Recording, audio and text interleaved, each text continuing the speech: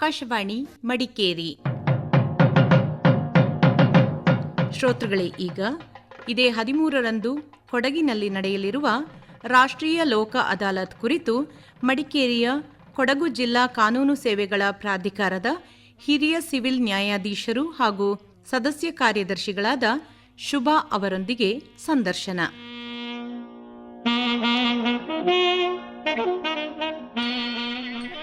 ಆತ್ಮೀಯ ಕೇಳಿದರೆ, ಬರುವ ಶನಿವಾರ ದಿನಾಂಕ 13ರಂದು ರಾಷ್ಟ್ರೀಯ ಲೋಕ್ ಅದಾಲತ್ ನಡೀತಾ ಇದೆ. ಇದು ನಮ್ಮ ಕೊಡಗು ಜಿಲ್ಲೆಯಲ್ಲೂ ಕೂಡ ನಡೀತಾ ಇದೆ. ಇದ್ರ ಬಗ್ಗೆ ಇವತ್ತು ನಾವು ಹೆಚ್ಚಿನ ಮಾಹಿತಿಯನ್ನು ಪಡ್ಕೊಳ್ಳೋಣ.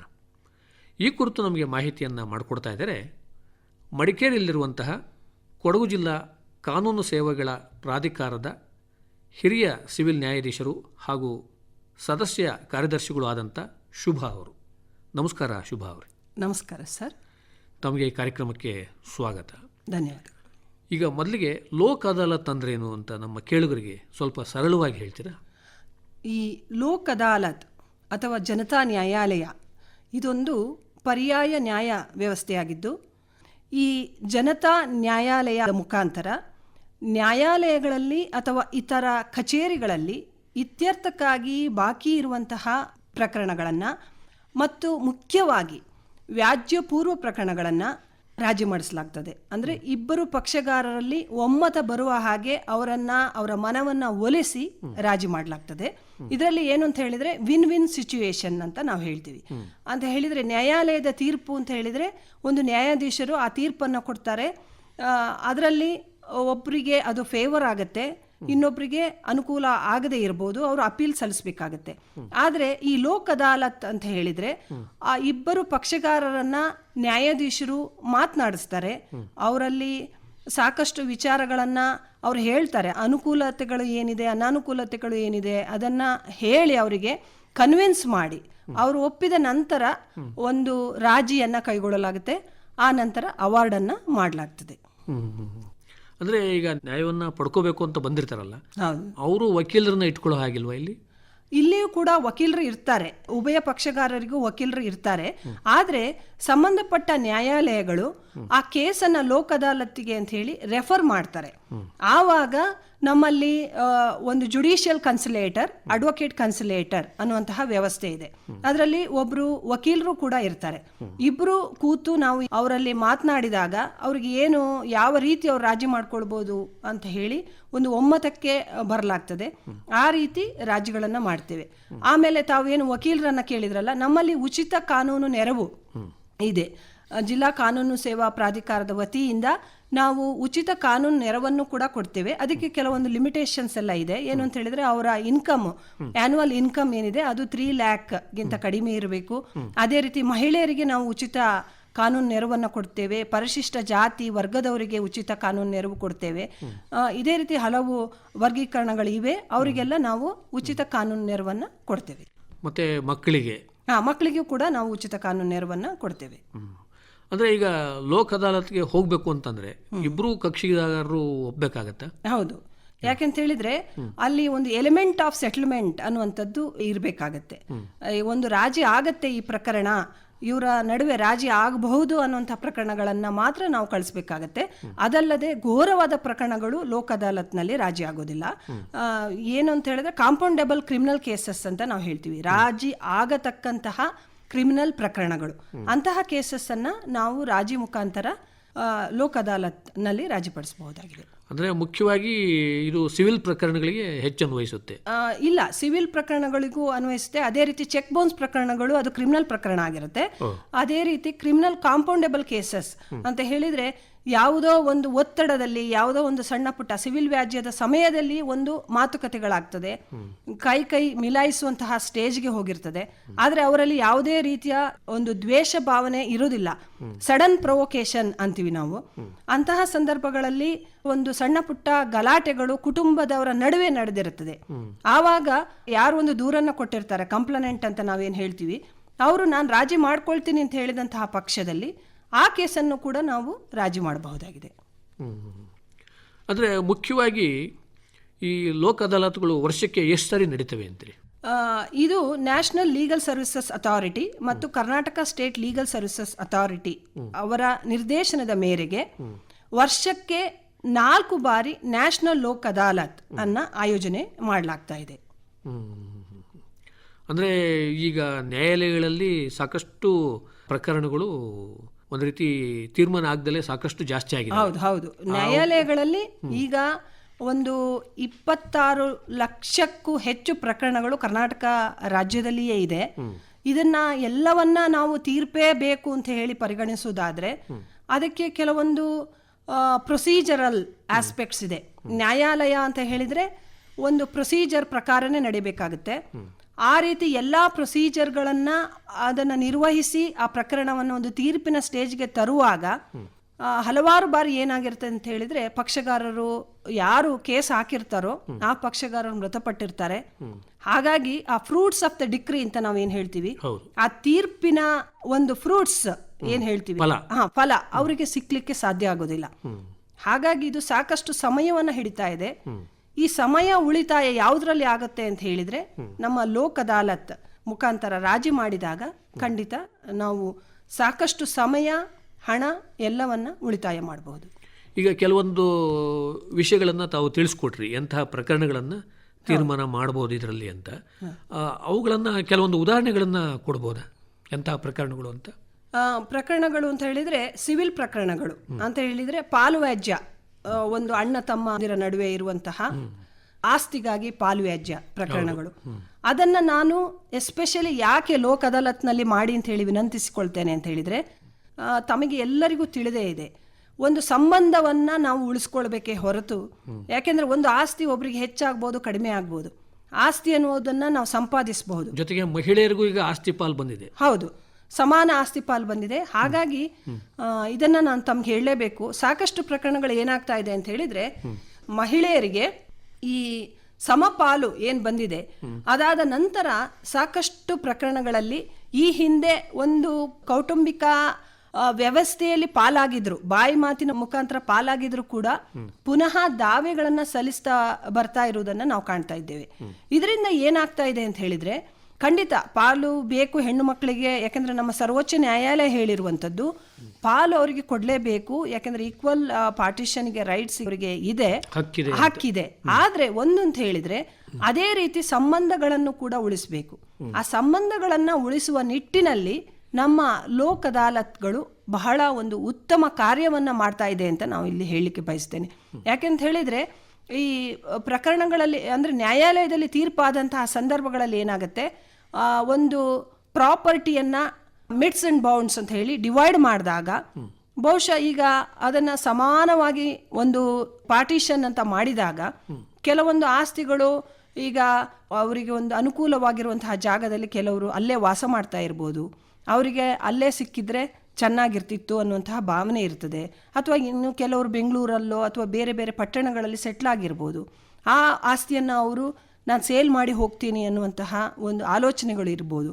ಇದನ್ನೆಲ್ಲ ತೀರ್ಮಾನ ಮಾಡುವಂತಹ ಒಂದು ವ್ಯವಸ್ಥೆ ಅಂತ ಹೇಳಿದರೆ ಅದು ಲೋಕ್ ಅದಾಲತ್ನಲ್ಲಿ ಆಗತ್ತೆ. ಅದನ್ನು ನಾವು ಮಾತಾಡಿ ಮಾಡುವಂಥದ್ದಾಗಿದೆ. ಒಂದು ಈಗ ಆಸ್ತಿಗಳನ್ನ ಪಾಲ್ ಮಾಡ್ಕೊಳ್ಳೋದು ಒಂದು ಅಂಶ ಆಯಿತು. ಇನ್ಯಾವ ಪ್ರಕರಣಗಳು? ಅದೇ ನಾನು ಈಗ ತಾನೇ ಹೇಳ್ದ ಹಾಗೆ ಈಗ ಏನಾಗ್ತಾ ಇದೆ ಅಂತ ಹೇಳಿದ್ರೆ, ಸಣ್ಣ ಪುಟ್ಟ ವಿಷಯಗಳಿಗೆ ಸಂಬಂಧಪಟ್ಟಂತೆ ಜಗಳ ಹೊಡೆದಾಟಗಳು ನಡೀತದೆ. ಅಲ್ಲಿ ಯಾವುದೇ ರೀತಿಯ ಪೂರ್ವ ಯೋಜಿತ ಉದ್ದೇಶಗಳಿರುವುದಿಲ್ಲ. ಸಡನ್ ಪ್ರೊವೊಕೇಶನ್ ಅಂತ ನಾವು ಹೇಳ್ತೀವಿ. ಯೋಜನೆ ಏನೂ ಇರೋದಿಲ್ಲ. ಏನೋ ಒಂದು ಮಾತಾಡ್ತಾ ಇರ್ತಾರೆ, ಮಾತು ಮಿತಿ ಮೀರಿ ಅತಿರೇಕಕ್ಕೆ ಹೋಗಿ ಕೈ ಮಿಲಾಯಿಸುವಂತಹ ಪರಿಸ್ಥಿತಿ ಬಂದಿದೆ. ಆ ಕ್ಷಣದಲ್ಲಿ ನಡೆಯುವಂಥದ್ದು. ಅಲ್ಲಿ ಏನು ಹೆಚ್ಚಿನ ಒಂದು ಗಾಯ ಏನೂ ಆಗಿರೋದಿಲ್ಲ, ಬರೀ ಒಂದು ಮಾತುಗಳು ನಡೆದಿರ್ತವೆ. ಆಮೇಲೆ ಸಣ್ಣ ಪುಟ್ಟ ಹೊಡೆದಾಟಗಳು ನಡೆದಿರ್ತದೆ, ತಳ್ಳಾಟ.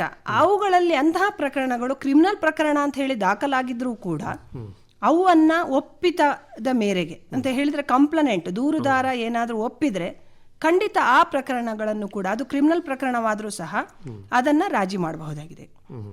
ಆಮೇಲೆ ಚೆಕ್ ಬೌನ್ಸ್ ಕೇಸಸ್ ತಮಗೆ ಎಲ್ಲರಿಗೂ ತಿಳಿದೇ ಇರುವ ಹಾಗೆ ಹಣದ ವ್ಯವಹಾರ ಅಷ್ಟೇ ಇರ್ತದೆ. ಅದು ಕೂಡ ನಮ್ಮಲ್ಲಿ ಕ್ವಾಸಿ ಇನ್ ನೇಚರ್ ಅಂತ ಹೇಳ್ತಾರೆ. ಅದು ಕ್ರಿಮಿನಲ್ ಪ್ರಕರಣ ಅಂತ ಹೇಳಿ ದಾಖಲಾದ್ರೂ ಕೂಡ ಆಕ್ಚುಲಿ ಟ್ರಾನ್ಸಾಕ್ಷನ್ ಆ ಸಿವಿಲ್ ಸ್ವರೂಪದ್ದಾಗಿರ್ತದೆ. ಯಾವುದೋ ರೀತಿ ಹಣ ತಗೊಂಡಿರ್ತಾರೆ, ಹಣ ತಗೊಂಡು ಆ ನಂತರ ಚೆಕ್ ಕೊಟ್ಟಿರ್ತಾರೆ. ಆಮೇಲೆ ಕೆಲವು ಟೈಮ್ ಅದು ಮಾತನಾಡಿಸಿದಾಗ ಸತ್ಯ ಅಂತ ಹೇಳೋದು ಹೊರಗೆ ಬರುತ್ತದೆ. ಈಗ ಎಷ್ಟು ಅಮೌಂಟಿಗೆ ಅವ್ರು ಹಾಕಿದ್ದಾರೆ ಅಂತ ಹೇಳಿ ಚೆನ್ನಾಗಿ ಮಾತನಾಡಿದಾಗ ಸತ್ಯ ಅಂತ ಹೊರಗೆ ಬಂದು ಕೊಡುಕೊಳ್ಳುವಿಕೆ ಅಂತ ನಾವು ಹೇಳ್ತೀವಿ. ಏನೋ ಒಂದು ನಾನು ಇಷ್ಟು ಇಂಟ್ರೆಸ್ಟ್ ಬಿಟ್ಕೊಡ್ತೀನಪ್ಪ, ಇಷ್ಟ ಆಗ್ತದೆ ಅಂತೇಳಿ. ಅದೇ ರೀತಿ ಬ್ಯಾಂಕ್ ಸಾಲ, ಅದರಲ್ಲಿಯೂ ಕೂಡ ಅಷ್ಟೇ. ಬ್ಯಾಂಕ್ನವರನ್ನ ನಾವು ವ್ಯಾಜ್ಯಪೂರ್ವ ಪ್ರಕರಣಗಳಲ್ಲಿ ಇದನ್ನೇ ಮಾಡ್ತಾ ಇದ್ದೇವೆ. ಬ್ಯಾಂಕ್ನವರು ಸಾಕಷ್ಟು ಲೋನ್ಗಳನ್ನು ಕೊಟ್ಟಿರ್ತಾರೆ. ಅವುಗಳಲ್ಲಿ ಅವರು ಕೇಸಸ್ ಹಾಕೊಂಡು ಬರ್ತಾರೆ. ಇಲ್ಲಿ ನಾವೆಲ್ಲ ಕೂತು ಮಾತನಾಡಿದಾಗ ಅವರು ಇಂಟ್ರೆಸ್ಟನ್ನು ಬಿಟ್ಕೊಡ್ತಾರೆ, ವೇ ಆಫ್ ಮಾಡ್ತಾರೆ. ಓನ್ಲಿ ಏನು ಔಟ್ಸ್ಟ್ಯಾಂಡಿಂಗ್ ಅಮೌಂಟ್ ಏನಿದೆ ಅಷ್ಟಕ್ಕೆ ಮಾತ್ರ ನಾವು ತೀರ್ಮಾನ ಮಾಡುವಂಥದ್ದು. ಇದನ್ನೆಲ್ಲ ಕನ್ಸಿಡರೇಷನ್ ತಗೊಳ್ತೀವಿ. ಯಾಕೆಂತ ಹೇಳಿದ್ರೆ ಈಗ ಸಾಲ ಪಡೆದುಕೊಂಡ ವ್ಯಕ್ತಿ ಮೃತಪಟ್ಟಿರ್ತಾನೆ ಕೆಲವೊಂದು ಸಮಯದಲ್ಲಿ. ಆವಾಗ ಅವರ ವಾರಸುದಾರರು ಪೇಮೆಂಟ್ ಮಾಡುವಂಥ ಪರಿಸ್ಥಿತಿ ಬಂದಿರುತ್ತೆ. ಆವಾಗ ಕೆಲವೊಂದು ಮಾನವೀಯ ನೆಲೆಯಲ್ಲಿ ಕಡಿಮೆ ಮಾಡುವಂತಹ ಒಂದು ಅವಕಾಶಗಳು ಕೂಡ ಈ ಲೋಕ್ ಅದಾಲತ್ನಲ್ಲಿ ಇದೆ. ಇನ್ನು ಮುಖ್ಯವಾಗಿ ಈ ಪ್ರಕರಣಗಳನ್ನು ತೀರ್ಮಾನ ಮಾಡೋದಕ್ಕೆ ನಮ್ಮ ಕೊಡಗು ಜಿಲ್ಲೆಯಲ್ಲಿ ಎಷ್ಟು ಪೀಠಗಳು ಸಕ್ರಿಯವಾಗಿದ್ದಾವೆ ಅಂತೀರಿ? ನಮ್ಮ ಕೊಡಗು ಮಡಿಕೇರಿಯಲ್ಲಿ ಈ ಬಾರಿ ಒಟ್ಟು 13 ಲೋಕ್ ಅದಾಲತ್ ಪೀಠಗಳು ಕರ್ತವ್ಯ ನಿರ್ವಹಿಸಲಿದೆ ಅಂತ ಹೇಳಿದ್ರೆ, ನಾನೀಗ ಹೇಳ್ತಾ ಇರೋದು ವಿರಾಜಪೇಟೆ, ಸೋಮಾರಪೇಟೆ, ಮಡಿಕೇರಿ ಸೇರಿದಂತೆ ನಾನು ಹೇಳ್ತಿದ್ದೆ 13 ಪೀಠಗಳು ಕಾರ್ಯನಿರ್ವಹಿಸಲಿದೆ. ಅಂದರೆ ಅಲ್ಲಿ ನ್ಯಾಯಾಧೀಶರು ಇರ್ತಾರೆ, ಅವರು ಹೌದು, ಸಂಬಂಧಪಟ್ಟ ನ್ಯಾಯಾಧೀಶರು ಅಲ್ಲಿ ಆ ಕೇಸ್ಗಳನ್ನು ರಾಜಿ ಮಾಡ್ತಾರೆ. ಆಮೇಲೆ ಕುಶಾಲನಗರ ಮತ್ತು ಪೊನ್ನಂಪೇಟೆ 2 ಹೊಸ ತಾಲೂಕುಗಳು ಸ್ಥಾಪನೆಯಾಗಿದೆ. ಅಲ್ಲಿಯೂ ಕೂಡ ನ್ಯಾಯಾಧೀಶರು ಇರ್ತಾರೆ. ಅವರು ಕೂಡ ರಾಜಿ ಆಗತಕ್ಕಂತಹ ಎಲ್ಲ ಪ್ರಕರಣಗಳನ್ನು ಅವರ ಸಂಬಂಧಪಟ್ಟ ಪೀಠದಲ್ಲಿ ತೆಗೆದುಕೊಂಡು ರಾಜಿ ಮಾಡ್ತಾರೆ. ಅಂದರೆ ಈಗ ಶನಿವಾರ ನಡೀತಾ ಇದೆ. ಹೌದು. ಅಂದಿನ ದಿನಕ್ಕೆ ಸೀಮಿತವಾಗಿ ಇವೆಲ್ಲ ಪ್ರಕರಣಗಳು ವಿಲೇವಾರಿಯಾಗ್ತವೆ ಅಥವಾ ಇದು ಮುಂದುವರ್ಕೊಂಡು ಹೋಗುತ್ತೋ? ಇಲ್ಲ, ಈಗ ಹೇಗೆ ಅಂತ ಹೇಳಿದ್ರೆ ಶನಿವಾರ ದಿವಸ ಈ ಹಿಂದೆ ನಾವು ಎಲ್ಲ ಕನ್ಸಿಲೇಷನ್ ಮುಂಚೆನೆ ಮಾಡಿರ್ಬೇಕಾಗತ್ತೆ. ಯಾಕೆಂತ ಹೇಳಿದ್ರೆ ಹೌದು ಹೌದು ತಮಗೆ ಗೊತ್ತಿರ್ಬೋದು, ನಾವು ಹೋದ್ಸಲದ ಲೋಕ್ ಅದಾಲತ್ನಲ್ಲಿ 39,828 ಪ್ರಕರಣಗಳನ್ನ ರಾಜಿ ಮಾಡಿಸಿದ್ದೇವೆ. ಅದನ್ನ ನಾವು ಒಂದೇ ದಿವಸ ಮಾಡಿದ್ದೀವಾ ಕೇಳಿದ್ರೆ ಇಲ್ಲ, ಒಂದೇ ದಿವಸ ಮಾಡ್ಲಿಕ್ಕೆ ಸಾಧ್ಯವೂ ಇಲ್ಲ. ಅದನ್ನ ಏನ್ ಮಾಡಿರ್ತೀವಿ ಅಂತ ಹೇಳಿದ್ರೆ ಕನ್ಸಿಲೇಷನ್ ಮುಂಚೆನೆ ಆಗಿರ್ತದೆ. ನಮ್ಮಲ್ಲಿ ಎಲ್ಲಾ ಪ್ರಕರಣಗಳನ್ನ ನಾವು ಅದಾಗ್ಲೇ ಮಾತನಾಡಿ ಅವರ ಟರ್ಮ್ಸ್ ಆಫ್ ಸೆಟಲ್ಮೆಂಟ್ ಅನ್ನ, ಕಾಂಪ್ರಮೈಸ್ ಪಿಟಿಷನ್ ಎಲ್ಲ ರೆಡಿ ಮಾಡಿಕೊಂಡು ಆ ದಿವಸ ನಾವು ಎಲ್ಲವನ್ನ ಕ್ರೋಢೀಕರಿಸಿ ಅದನ್ನ ನಾವು ಕರ್ನಾಟಕ ರಾಜ್ಯ ಕಾನೂನು ಸೇವಾ ಪ್ರಾಧಿಕಾರಕ್ಕೆ ಕಳಿಸಿಕೊಡ್ತೇವೆ.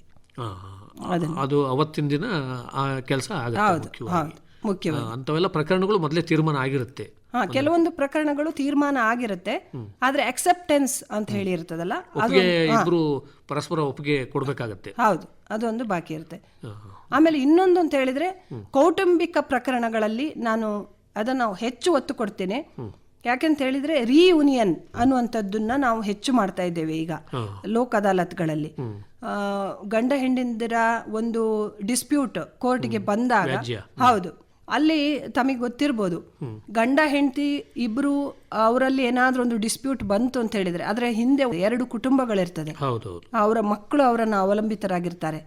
ಹಾಗಾಗಿ ನಾವು ಅಂತಹ ಸಂದರ್ಭದಲ್ಲಿ ನಾವು ಕೂತು ಅವರಲ್ಲಿ ಮಾತನಾಡಿಸಿ ಇದರಿಂದ ಏನು ನಿಮಗೆ ತೊಂದರೆ ಆಗುತ್ತೆ, ನೀವು ಡೈವೋರ್ಸ್, ಯಾಕೆಂತ ಹೇಳಿದ್ರೆ ವಿಚ್ಛೇದನ ಪ್ರಕರಣಗಳಿಗಾಗಿ ಅವರು ಅರ್ಜಿ ಸಲ್ಲಿಸಿರ್ತಾರೆ, ವಿಚ್ಛೇದನಕ್ಕಾಗಿ ಬಂದಿರ್ತಾರೆ. ವಿಚ್ಛೇದನ ಆದ್ರೆ ಏನು ಅನಾನುಕೂಲತೆಗಳಿವೆ, ಇದರಿಂದ ಮಕ್ಕಳ ಒಂದು ಭವಿಷ್ಯದ ಮೇಲೆ ಎಷ್ಟು ಒತ್ತಡ ಬೀರುತ್ತೆ, ಅವರು ಎಷ್ಟು ರೀತಿಯಲ್ಲಿ ತೊಂದರೆಗೆ ಒಳಗಾಗ್ತಾರೆ ಅನ್ನೋದನ್ನ ನಾವು ಮನವರಿಕೆ ಮಾಡಿಕೊಡ್ತೇವೆ. ಹಾಗಾಗಿ ನಮ್ಮ ಎಲ್ಲಾ ಪೀಠಗಳಲ್ಲಿಯೂ ಕೂಡ ಸಾಕಷ್ಟು ಈ ರಿಯೂನಿಯನ್ಗೆ ನಾವು ಹೆಚ್ಚು ಒತ್ತನ್ನು ಕೊಡ್ತಾ ಇದ್ದೇವೆ. ಸಾಕಷ್ಟು ರಿಯೂನಿಯನ್ಗಳು ನಮ್ಮಲ್ಲಿ ಆಗ್ತಾ ಇದ್ದಾವೆ. ಇನ್ನು ಮುಖ್ಯವಾಗಿ ಈ ಲೋಕ್ ಅದಾಲತ್ನಲ್ಲಿ ಏನು ನಮ್ಮ ನ್ಯಾಯಾಧೀಶರು ತೀರ್ಪು ಕೊಡ್ತಾರಲ್ಲ, ಈ ತೀರ್ಪಿನ ಸ್ವರೂಪ ಎಂತಹದ್ದು ಅಂತೀರಿ? ಅಂದ್ರೆ ಇದಕ್ಕೆ ಒಪ್ಪಲೇಬೇಕಾಗತ್ತಾ ಇಬ್ರು ಕಕ್ಷಿದಾರರು? ಹೌದು, ಇದು ತೀರ್ಪಿಗೆ ಒಪ್ಪಲೇಬೇಕಾಗತ್ತೆ, ಅವ್ರು ಸಹಿ ಮಾಡಬೇಕಾಗತ್ತೆ. ಟರ್ಮ್ಸ್ ಆಫ್ ಸೆಟಲ್ಮೆಂಟ್ ಅಂತ ಹೇಳಿದ್ರೆ ಜಾಯಿಂಟ್ ಕಾಂಪ್ರಮೈಸ್ ಪಿಟಿಷನ್ ಅಂತ ಹೇಳಿ ಸಲ್ಲಿಸ್ತಾರೆ. ಅದರಲ್ಲಿ ಇಬ್ಬರೂ ಪಕ್ಷಗಾರರು ಸಹಿ ಮಾಡಿರ್ಬೇಕಾಗತ್ತೆ. ಅವರು ಸಹಿ ಮಾಡಿದ ತಕ್ಷಣ ಅದರಲ್ಲಿ ನಾವು ಅವಾರ್ಡ್ ಅನ್ನುವಂಥದ್ದನ್ನ ತಯಾರು ಮಾಡ್ತೇವೆ. ಈ ಲೋಕ್ ಅದಾಲತ್ ಅವಾರ್ಡ್ ಏನ್ ತೀರ್ಪು ಅಂತ ಏನು ಹೇಳ್ತೀವಲ್ಲ, ಇದು ಅಂತಿಮವಾದದ್ದು. ಇದರ ವಿರುದ್ಧ ಮೇಲ್ಮನವಿಗೆ ಅವಕಾಶವಿಲ್ಲ, ಯಾವುದೇ ಅಪೀಲನ್ನು ಸಲ್ಲಿಸಲಿಕ್ಕೆ ಸಾಧ್ಯ ಇಲ್ಲ. ಆದ್ರೆ ಯಾವುದಾದ್ರೂ ಒಂದು ಫ್ರಾಡಿಂದ ಪಡೆದುಕೊಂಡಂತಹ ಮಿಸ್ರೆಪ್ರೆಸೆಂಟೇಷನ್ನಿಂದ ಪಡೆದುಕೊಂಡಂತಹ ಅವಾರ್ಡ್ ಆಗಿದ್ದ ಪಕ್ಷದಲ್ಲಿ ರಿಟ್ ಪಿಟಿಷನ್, ಹಾನರಬಲ್ ಹೈಕೋರ್ಟ್ನಲ್ಲಿ ರಿಟ್ ಪಿಟಿಷನ್ಗೆ ಮಾತ್ರ ಅವಕಾಶ ಇದೆ. ಆದರೆ ಮೇಲ್ಮನವಿಗೆ ಅಪೀಲ್ ಏನು ಹೇಳ್ತೀವಲ್ಲ ಅದಕ್ಕೆ ಅವಕಾಶವಿಲ್ಲ. ಅಂದರೆ ಹೊಸದಾಗಿ ಅವರು ಪ್ರಕರಣ ದಾಖಲು ಮಾಡಬೇಕಾಗತ್ತೆ. ಇದು ಫೈನಲ್ ಆಗಿರ್ತದೆ. ಒಂದು ಲೋಕ ಅದಾಲತ್ನಲ್ಲಿ ಏನು ತೀರ್ಮಾನ ಕೈಗೊಳ್ಳಲಾಗ್ತದೆ ಅದು ಫೈನಲ್ ಆಗಿರ್ತದೆ. ಈಗ ಒಂದು ತೀರ್ಪನ್ನು ಕೊಡ್ತಾರೆ ನ್ಯಾಯಾಧೀಶರು, ಇದರ ಜಾರಿ ಹೇಗೆ ಅಂತಾರೆ, ಏನು ಕ್ರಮ ಆಗುತ್ತೆ? ಈಗ ಜನತಾ ನ್ಯಾಯಾಲಯದ ತೀರ್ಪು ಏನಿದೆಯಲ್ಲ ಅದು ಸಿವಿಲ್ ನ್ಯಾಯಾಲಯದಲ್ಲಿ ಆಗುವಂತಹ ತೀರ್ಪಿನ ಸ್ವರೂಪದ್ದಾಗಿರ್ತದೆ. ಅದಕ್ಕೆ ಅಮಲ್ ಜಾರಿ ಅಂತ ಏನು ಹೇಳ್ತೀವಿ, ಎಕ್ಸಿಕ್ಯೂಷನ್, ಅದನ್ನು ಸಲ್ಲಿಸಬಹುದು, ಎಕ್ಸಿಕ್ಯೂಷನ್ ಪೆಟಿಷನ್ ಅನ್ನು ಸಲ್ಲಿಸಬಹುದು ಹಾಗೂ ಅದನ್ನು ಜಾರಿ ಮಾಡಬಹುದಾಗಿರುತ್ತೆ. ಈಗ ಏನು ಸಿವಿಲ್ ಸೂಟಲ್ಲಿ ನಾವು ಈಗ ರೆಗ್ಯುಲರ್ ಯಾವುದೇ ಒಂದು ನ್ಯಾಯಾಲಯದಲ್ಲಿ ಪಡೆದುಕೊಂಡ ಸಿವಿಲ್ ಡಿಕ್ರಿಯನ್ನು ನಾವು ಯಾವ ರೀತಿ ಎಕ್ಸಿಕ್ಯೂಷನ್ ಪಿಟಿಷನ್ ಅಮಲ್ ಜಾರಿಯನ್ನು ಸಲ್ಲಿಸಿ ನಾವು ಎಕ್ಸಿಕ್ಯೂಟ್ ಮಾಡ್ತೀವೋ ಅದೇ ರೀತಿಯಲ್ಲಿ ಈ ಲೋಕ ಅದಾಲತ್ ಡಿಕ್ರಿಯನ್ನು ಕೂಡ ಎಕ್ಸಿಕ್ಯೂಟ್ ಮಾಡಬಹುದಾಗಿದೆ. ಇಲ್ಲಿವರೆಗೂ ಸಾಕಷ್ಟು ಇಂಥ ಲೋಕ ಅದಾಲತ್ಗಳನ್ನು ತಾವು ನಡೆಸಿದ್ದಾರೆ ಈ ಕಾನೂನು ಸೇವಾ ಪ್ರಾಧಿಕಾರದ ಆಶ್ರಯದಲ್ಲಿ. ಇದಕ್ಕೆ ನಮ್ಮ ಸಾರ್ವಜನಿಕರ ಪ್ರತಿಕ್ರಿಯೆ ಹೇಗಿದೆ, ಮತ್ತು ಇಲ್ಲಿ ಬಂದು ತಮ್ಮ ಪ್ರಕರಣಗಳನ್ನು ತೀರ್ಮಾನ ಮಾಡಿಕೊಂಡಂಥವರ ಪ್ರತಿಕ್ರಿಯೆ ಹೇಗಿದೆ ಅಂತೀರಿ? ಖಂಡಿತ ಉತ್ತಮ ಪ್ರತಿಕ್ರಿಯೆ ಬಂದಿದೆ. ಯಾಕೆಂತ ಹೇಳಿದರೆ ಇದೊಂದು ವ್ಯವಸ್ಥೆ ಶೀಘ್ರವಾಗಿ ನ್ಯಾಯ ತೀರ್ಮಾನ ಮಾಡುವಂತಹ ವ್ಯವಸ್ಥೆ ಆಗಿದೆ. ಹಾಗಾಗಿ ಈಗ ನ್ಯಾಯಾಲಯಗಳಲ್ಲಿ ಒಂದು ಪ್ರಕರಣ ಅದನ್ನು ಒಂದು ಪ್ರೊಸೀಜರಲ್ ವೈಸಲ್ಲಿ ಏನಾದರೂ ಡಿಸೈಡ್ ಮಾಡಬೇಕು, ತೀರ್ಮಾನ ಮಾಡಬೇಕು ಅಂತ ಹೇಳಿದರೆ ಅದು ಒಂದು ವರ್ಷಾನುಗಟ್ಲೆ ಅಂತೂ ಖಂಡಿತ ತೆಗೆದುಕೊಳ್ತದೆ. ಅಂದರೆ ಇಬ್ಬರು ಕಕ್ಷಿದಾರರು ಬರಬೇಕಾಗತ್ತೆ. ಹೌದು, ಇದು ಬರಬೇಕಾಗತ್ತೆ. ಪ್ರಾಧಿಕಾರವನ್ನು ಸಂಪರ್ಕಿಸಬೇಕಾಗತ್ತೆ. ಅವರು ಪ್ರಾಧಿಕಾರವನ್ನು ಸಂಪರ್ಕಿಸಬೇಕು. ಅದಲ್ಲದೆ ಇನ್ನೊಂದು ವಿಷಯ ನಾನು ಹೇಳಬೇಕು, ಈ ರಾಜಿ ತೀರ್ಮಾನವನ್ನ ಬರೀ ಜಿಲ್ಲಾ ಕಾನೂನು ಸೇವಾ ಪ್ರಾಧಿಕಾರ ಮಾಡ್ತಾ ಇದೆ ಅಂತಲ್ಲ. ಜಿಲ್ಲಾ ಕಾನೂನು ಸೇವಾ ಪ್ರಾಧಿಕಾರ ನಾವು ಲೋಕದ ವೇದಿಕೆ ಅಷ್ಟೇ. ಪ್ರತಿ ನ್ಯಾಯಾಲಯದಲ್ಲಿ ಕೂಡ, ಅದಕ್ಕೆ ನಾನು ಬೆಂಚ್ ಅಂತ ಆಗೇನು ಹೇಳಿದೆಲ್ಲ, ಪೀಠಗಳು. ಹೌದು, ಪ್ರತಿ ನ್ಯಾಯಾಲಯದಲ್ಲಿ ಕೂಡ ಪೀಠಗಳು ಇವೆ. ಅವರು ಲೋಕ್ ಅದಾಲತ್ ನಡೆಸುವ ಸಮಯದಲ್ಲಿ ಅವರು ಜುಡಿಷಿಯಲ್ ಕನ್ಸಿಲೇಟರ್ ಆಗಿರ್ತಾರೆ. ಆ ಸಮಯದಲ್ಲಿ ಅವರ ಜೊತೆಗೆ ಒಬ್ರು ಅಡ್ವೊಕೇಟ್ ಕನ್ಸಿಲೇಟರ್ ಕೂಡ ಕೂತಿರ್ತಾರೆ. ಹಾಗಾಗಿ ಆ ಸಮಯದಲ್ಲಿ ಅವರು ಜುಡಿಷಿಯಲ್ ಕನ್ಸಿಲೇಟರ್ ಆಗಿ ಅವರು ಆ ಕೇಸನ್ನು ತೀರ್ಮಾನ ಮಾಡ್ತಾರೆ. ಹಾಗಾಗಿ ಪ್ರತಿ ನ್ಯಾಯಾಲಯಗಳಲ್ಲಿಯೂ ಕೂಡ ಇದು ನಡೆಯುತ್ತದೆ. ಹಾಗಾಗಿ ಯಾವತ್ತೂ ಇದು ನಡೆಯುವುದು ಸೆಕೆಂಡ್ ಸ್ಯಾಟರ್ಡೆ ಅಥವಾ ಥರ್ಡ್ ಸ್ಯಾಟರ್ಡೆ, ಅದಕ್ಕಾಗಿ ಡೆಸಿಗ್ನೇಟ್ ಆದಂತಹ ದಿನಾಂಕಗಳಲ್ಲಿ ನಡೀತದೆ. ಇದು ನ್ಯಾಯಾಲಯದ ಕಾರ್ಯಕಲಾಪಗಳನ್ನು ಹೊರತುಪಡಿಸಿ ಬೇರೆ ದಿನ ಅದಕ್ಕಾಗಿ ಸ್ಪೆಷಲ್ ಡೇಯನ್ನ ನಮ್ಮ ನಾಲ್ಸಾದವರು ನ್ಯಾಷನಲ್ ಲೀಗಲ್ ಸರ್ವಿಸ್ ಅಥಾರಿಟಿ ಮತ್ತು Karnataka state legal service authority ಅವರ ನಿರ್ದೇಶನದ ಮೇರೆಗೆ ನಾವು ಇದನ್ನು ಮಾಡ್ತಾ ಇದ್ದೇವೆ. ಮುಖ್ಯವಾಗಿ ಆಪ್ತ ಸಮಾಲೋಚನೆ ಮೂಲಕ ಮನವೊಲಿಸ್ತೀವಿ. ಹೌದು ಹೌದು, ಅದರದ್ದೇ ಒಂದು ಅಂಶ ಇದು ಮುಖ್ಯವಾದ್ದು. ಅಂದರೆ ಸಾಕಷ್ಟು ಜನ ಇದರ ಫಲ ಪಡ್ಕೊಂಡಿದ್ದಾರೆ. ಹೌದು, ಖಂಡಿತವಾಗಿ ಪಡ್ಕೊಂಡಿದ್ದಾರೆ. ಆಮೇಲೆ ಎಸ್ಪೆಷಲಿ ಏನು ಅಂತ ಹೇಳಿದ್ರೆ ಬ್ಯಾಂಕ್ PLC ಏನಿದೆಯಲ್ಲ, ಪ್ರೀ ಲಿಟಿಗೇಷನ್ ಕೇಸಸ್ಸು, ಇದರಲ್ಲಿ ಸಾಕಷ್ಟು ಪ್ರಕರಣಗಳನ್ನು ನಾವು ರಾಜಿ ಮಾಡಿಸ್ತಾ ಇದ್ದೀವಿ. ಈಗಾಗಲೇ ಹೇಳಿದೆ ಅಲ್ವಾ, ನಾವು ಇಂಟ್ರೆಸ್ಟಲ್ಲಿ ಅವರು ಬಿಡ್ತಾರೆ. ಇಂಟ್ರೆಸ್ಟನ್ನ ಕೆಲವೊಂದರಲ್ಲಿ ವೇ ಆಫ್ ಮಾಡ್ತಾರೆ ಅವರು. ಆಮೇಲೆ ಕೆಲವೊಂದು special circumstances, death of the borrower ಅಂತ ಹೇಳಿ ಇದ್ದಾಗ ಕೂಡ ಅವರು ಮಾನವೀಯ ನೆಲೆಯಲ್ಲಿ ಮಾತನಾಡಿ ಕೆಲವೊಂದು ಇಂಟ್ರೆಸ್ಟನ್ನು ಬಿಡುವಂಥದ್ದೇ ಆಗಲಿ ಇಷ್ಟು ಅಂತ ಹೇಳಿ ತೀರ್ಮಾನ ಕೈಗೊಳ್ತೀವಿ. ಹಾಗಾಗಿ ಹಲವಾರು ಬ್ಯಾಂಕ್ನ ಪ್ರಕರಣಗಳು ಅಲ್ಲೇ ರಾಜಿ ಆಗ್ತವೆ. ಅದಂದರೆ ವ್ಯಾಜ್ಯ ಪೂರ್ವ ಪ್ರಕರಣಗಳು ಅವೆಲ್ಲ. ಇನ್ನೂ ನ್ಯಾಯಾಲಯದ ಮೆಟ್ಟಿಲನ್ನು ಹತ್ತಿರೋದಿಲ್ಲ. ಅದು ಡಿಸ್ಟ್ರಿಕ್ಟ್ ಲೀಗಲ್ ಸರ್ವಿಸ್ ಅಥಾರಿಟಿ ಹಂತದಲ್ಲಿಯೇ ಇರುತ್ತೆ. ಅಲ್ಲೇ ಇದ್ದು ಅಲ್ಲೇ ತೀರ್ಮಾನವಾಗಿ ನ್ಯಾಯಾಲಯಕ್ಕೆ ಅದು ಹೋಗುದಿಲ್ಲ. ಯಾವುದೇ ನ್ಯಾಯಾಲಯದ ಶುಲ್ಕವನ್ನು ಪಾವತಿ ಮಾಡಬೇಕಾಗಿಲ್ಲ. It's A free legal aid, ಈಗ ಉಚಿತ ಕಾನೂನು ನೆರವು. ಹೌದು. ಆತ್ಮೀಯ ಕೇಳಿಗರೆ, ತಮಗೆ ಈ ಲೋಕ್ ಅದಾಲತ್ ಬಗ್ಗೆ ಇನ್ನೂ ಹೆಚ್ಚಿನ ಮಾಹಿತಿ ಬೇಕಾಯಿತು ಅಂತಂದರೆ ತಾವು ಕೊಡಗು ಜಿಲ್ಲಾ ಕಾನೂನು ಸೇವೆಗಳ ಪ್ರಾಧಿಕಾರವನ್ನು ಆ ಕಚೇರಿಯ ಒಂದು ದೂರವಾಣಿ ಸಂಖ್ಯೆಯಲ್ಲೂ ಕೂಡ ಸಂಪರ್ಸ್ಬೋದು. ದೂರವಾಣಿ ಸಂಖ್ಯೆ ಹೀಗಿದೆ: 222373, STD ಕೋಡ್ 08272. ಕೊಡಗು ಜಿಲ್ಲಾ ಕಾನೂನು ಸೇವಾ ಪ್ರಾಧಿಕಾರದ ಕಚೇರಿಯ ಸಂಖ್ಯೆ ಹೀಗಿದೆ: 222373, STD ಕೋಡ್ 08272. ಇನ್ನೊಂದು ರಾಷ್ಟ್ರೀಯ ಕಾನೂನು ಸೇವಾ ಪ್ರಾಧಿಕಾರದ ಒಂದು ಸಹಾಯವಾಣಿ ಕೂಡ ಇದೆ. ಆ ಸಂಖ್ಯೆ ಹೀಗಿದೆ: 15100. ರಾಷ್ಟ್ರೀಯ ಕಾನೂನು ಸೇವಾ ಪ್ರಾಧಿಕಾರದ ಸಹಾಯವಾಣಿ ಸಂಖ್ಯೆಯನ್ನು ಮತ್ತೊಮ್ಮೆ ಕೇಳಿ: 15100. ತುಂಬ ಸಂತೋಷ ಶುಭ ಅವರೇ, ತಾವಿದುವರೆಗೂ ಈ ಶನಿವಾರ ದಿನಾಂಕ 13ರಂದು ನಡೆಯುವಂಥ ಈ ಲೋಕ್ ಅದಾಲತ್ ಬಗ್ಗೆ ಸಾಕಷ್ಟು ವಿವರವಾಗಿ ಮಾಹಿತಿಯನ್ನು ಮಾಡಿಕೊಟ್ಟಿದ್ದೀರಾ. ನಿಮಗೆ ತುಂಬ ಧನ್ಯವಾದಗಳು. ನಮಸ್ಕಾರ. ಧನ್ಯವಾದಗಳು ಸರ್.